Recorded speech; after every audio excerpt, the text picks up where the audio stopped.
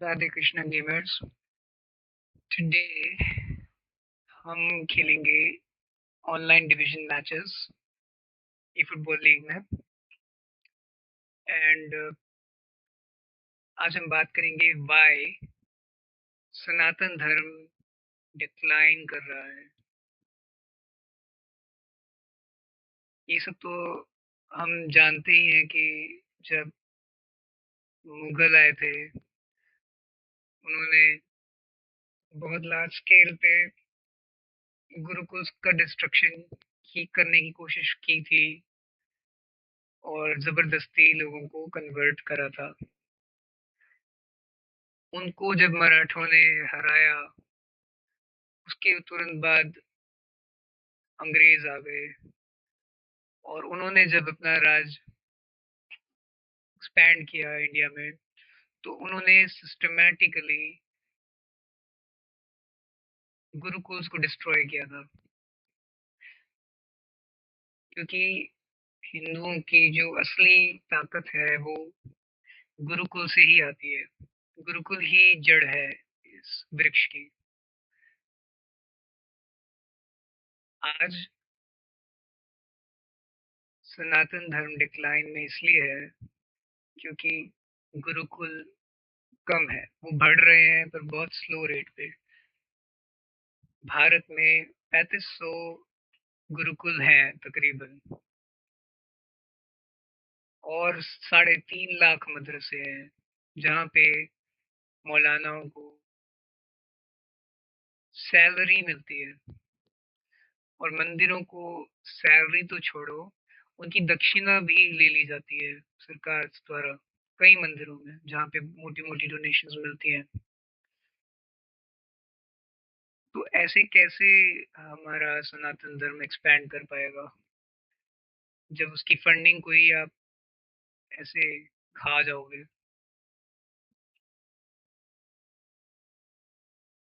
इसलिए ये बहुत ज़रूरी है कि हम इंडिविजुअल लेवल पे अपनी डेली लाइफ में ऐसी चीज़ों को फॉलो करें जिससे कि हम हमारे एंसेस्टर्स के कल्चर और वे ऑफ लिविंग दिनचर्या को प्रिजर्व और प्रमोट कर सके। साथ में हमें खुद डेली उन चीज़ों को फॉलो करने की कोशिश करनी चाहिए जो हमारे एंसेस्टर्स करा करते थे। अर्ली मॉर्निंग उठना, एक्सरसाइज करना। मैं ये नहीं कह रहा कि आप पूजा पाठ में लगो, पूजा पाठ के बिना नहीं कर सकते ये सब। जो लोग नास्तिक है वो नहीं कर सकते ये चीजें, ऐसा नहीं कह रहा। मैं तो ये कहूंगा कि नास्तिक जो है या जिनको आप एथिस्ट बोलते हो उनमें भी वही लोग एक्चुअल में सबसे ज्यादा कंट्रीब्यूशन कर सकते हैं सनातन धर्म की प्रोटेक्शन के लिए और प्रमोशन के लिए। सनातन धर्म एक वे ऑफ लिविंग है, वो सिर्फ एक पूजा शैली नहीं है। ये चीज को समझना बहुत जरूरी है। जो अभी प्रैक्टिस मेजोरिटी लोग कर रहे हैं, क्रिश्चियनिज्म और इस्लामिज्म, इसमें आदेश हैं, कमांड्स हैं जो फॉलो करनी चाहिए उनके अकॉर्डिंग।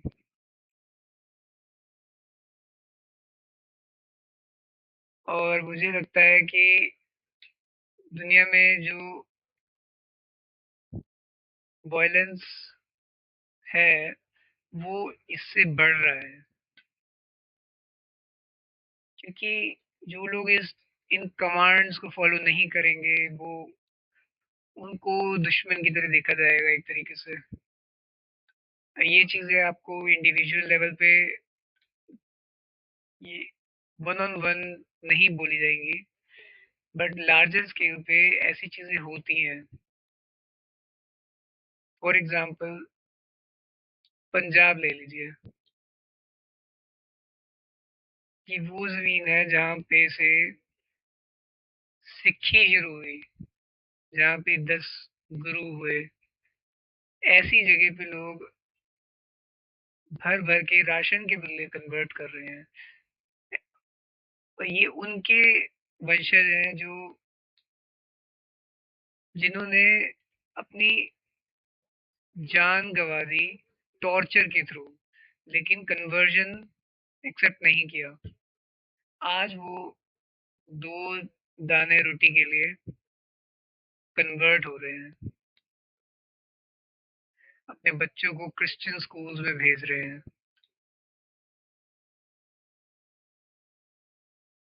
अब इससे होता क्या है कि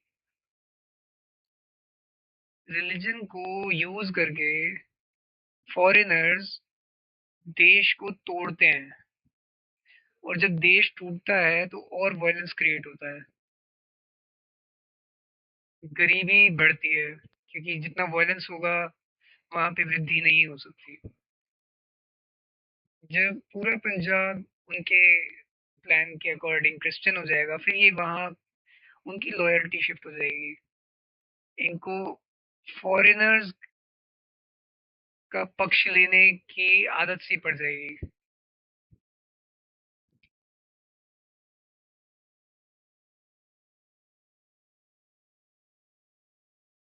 ये इनका एक्शन प्लान है, पहले कन्वर्ट कर दो, जब उनकी वैल्यूज वगैरह सेम हो जाएंगी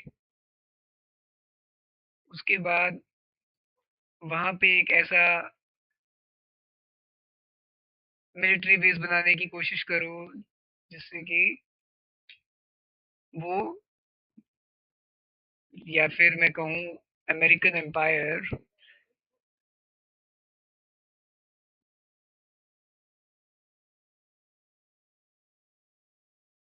वो और रिच हो सके, और एम्पायर में सिर्फ रिच लोग ही रिच होंगे, वहां के गरीब लोग और गरीब होंगे। ऐसे फंक्शन करते हैं लोग, अपने आप को रिच बनाने के लिए दूसरों को सफर करना पड़ता है, और वो उस चीज के साथ ओके होते हैं, ऐसे ही देशों को तोड़ते हैं। और अभी आप पंजाब में जाओगे तो देखोगे बहुत सारे पगड़ी पहने हुए लोग क्रिश्चियन हो चुके हैं। आज भी वो पगड़ी पहनते हैं, लेकिन क्रिश्चियन है अब।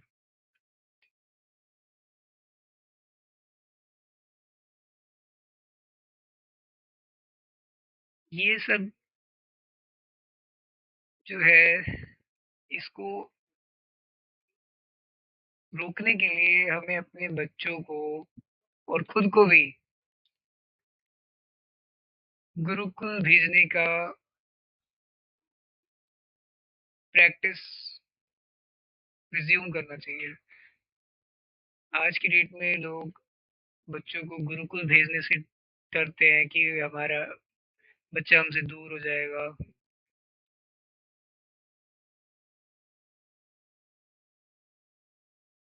एक सेकेंड, पोजीशन चली गई। तुम तो नहीं, तो लगता है।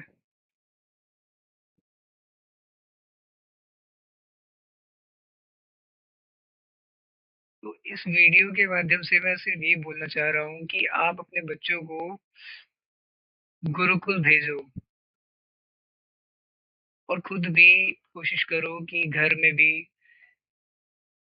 हिंदू ग्रंथों को पढ़ाओ बच्चों को। भागवत गीता जरूर पढ़ाओ, रामायण जरूर पढ़ाओ। कम से कम भागवत गीता तो पढ़वानी ही चाहिए बच्चों को। जब बच्चे फिफ्थ में आ जाते हैं तो उनको फ्रेंच जर्मन की बजाय संस्कृत चूज करवाओ, और वो खुद से ही चूज करेंगे जब आप उनको बचपन से ही ये चीजें सिखाने की कोशिश करोगे, और खुद भी सीखने की कोशिश करोगे।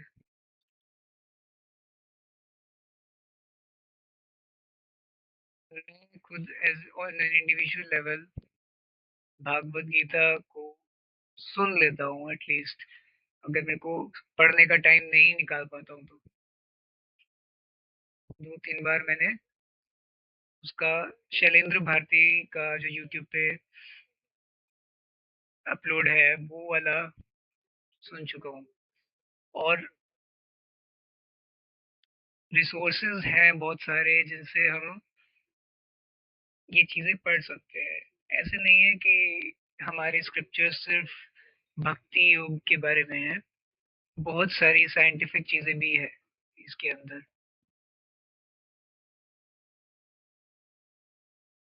अगर थोड़ा-सा पढ़ना स्टार्ट करोगे चीज़ों को तो अपने आप धीरे-धीरे आप समझने लग जाओगे कि सनातन धर्म सिर्फ भक्ति के बारे में नहीं है।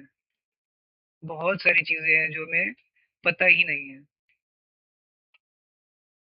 जैसे कि शिव जी और पार्वती माता की कन्वर्सेशन है,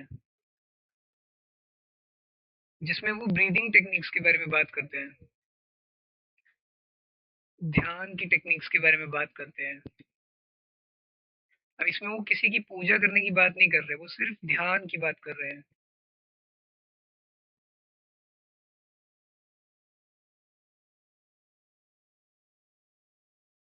मैं उसका नाम भूल रहा हूँ, लेकिन आई थिंक ओशो ने भी इसके ऊपर लेक्चर्स करे हुए हैं।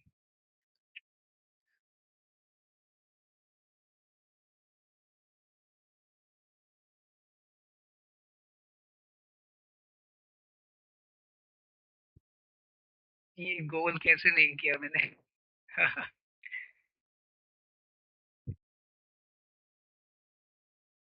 ओह शिट, ये वाला मुश्किल है।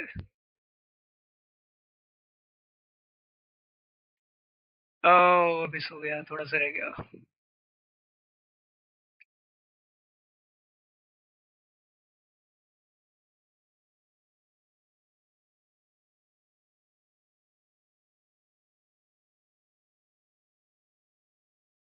Game is lagging.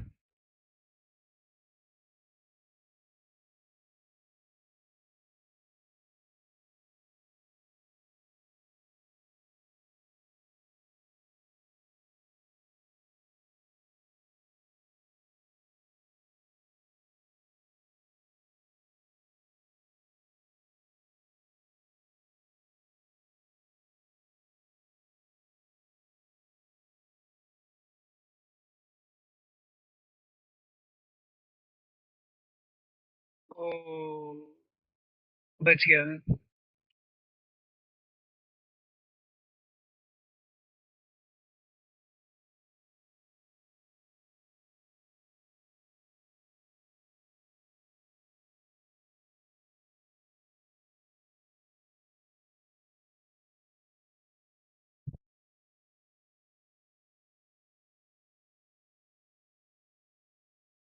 ओके, सो जैसे कि मैं कह रहा था कि सनातन धर्म डिक्लाइन में इन वजहों से है। और सबसे ज्यादा खतरा हमें हमारे ही हिंदू भाइयों से होने लग गया है, क्योंकि वही उसकी अज्ञानतावश निंदा करने लगे हैं।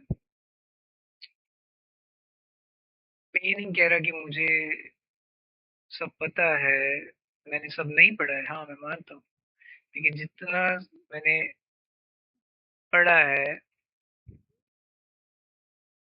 वो भी मुझे बहुत अच्छा लगा, और उसने मुझे लाइफ में काफी गाइड करा है।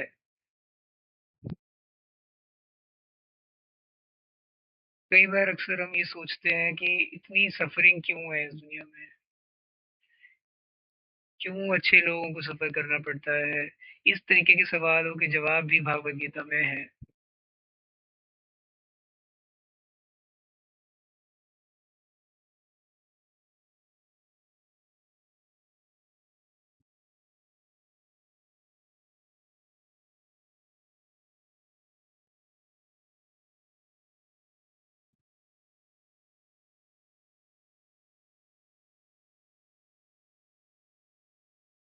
थोड़ा-सा इंटरनेट पे सर्च करोगे तो आप पाओगे कि बहुत हिंदुओं को बहुत सफ़र करना पड़ता है बांग्लादेश में, पाकिस्तान में। ये हमारे ही लोग हैं, हमारे ही बहन-भाई, अंकल-आंटी हैं, जिनको सफ़र करना पड़ रहा है। लड़कियों को उठा लेते हैं, रेप कर लेते हैं उनका, बहुत ब्रूटली आदमियों को मारते हैं, टॉर्चर कर कर के। ये चीज़ें हो रही हैं। और अगर आपको लगता है कि ये सब मैं बोल रहा हूँ, बस मैं एक सोशल मीडिया के थ्रू ब्रेन वॉश हो गया हूँ, तो आप पाकिस्तान का पब्लिश्ड डाटा चेक कर लीजिए, डेमोग्राफी का उनकी, कि 1947 में उनके कंट्री में कितने हिंदूज़ थे और आज कितने हैं, और बांग्लादेश का भी उठा लीजिए, कितने हिंदूज़ थे और कितने बच गए हैं। ये जो तेज़ी से गिरे हैं, 20% से भी ज़्यादा हिंदू होते थे पहले पाकिस्तान में। आज वो नंबर बहुत कम हो गया है, 2-3% है मुश्किल से वो। काफ़ी छुप के जीते हैं, काफ़ियों को कन्वर्ट कर दिया गया है, उनके बच्चों को मदरसे भेज-भेज के, क्योंकि बच्चे ही तो भविष्य है उनका। जब बच्चों को ही आप मदरसे भेज दोगे, खत्म सब। वहाँ पे उनको इतना ब्रेन वॉश कर देते हैं बचपन से, हेट्रेड, वॉयलेंस सिखाते हैं हिंदुओं की तरफ। अब मैं इन चीज़ों को कॉल आउट करूँगा तो मुझे ही हेटफुल बोल दिया जाएगा कि तुम इस्लाम होफोब हो, ये हो, वो हो। भाई जब इस्लाम के अंदर हेटफुल चीज़ें हैं, तो उसमें मैं क्या कर सकता हूँ? मैं तो सिर्फ़ उनको कॉल आउट कर रहा हूँ और मैं अपने एंसेस्टर्स के कल्चर को प्रोटेक्ट करना चाह रहा हूँ, और ये मेरा अधिकार भी है। मैं तो कहूँगा कि आपको, अगर सबसे बड़े धर्म रक्षक की बात करनी हो, तो आप सिखों में जो 10 गुरु रहे, छत्रपति शिवाजी महाराज रहे, इन लोगों की लाइफ को स्टडी करो और आप समझ जाओगे कि कितना वॉयलेंट है इस्लाम। उस टाइम में भी बहुत वॉयलेंस हुआ है, जिस मिनिमाइज़ करने की कोशिश इन लोगों ने करी थी। तिरनी से फाइट किया था इन लोगों ने।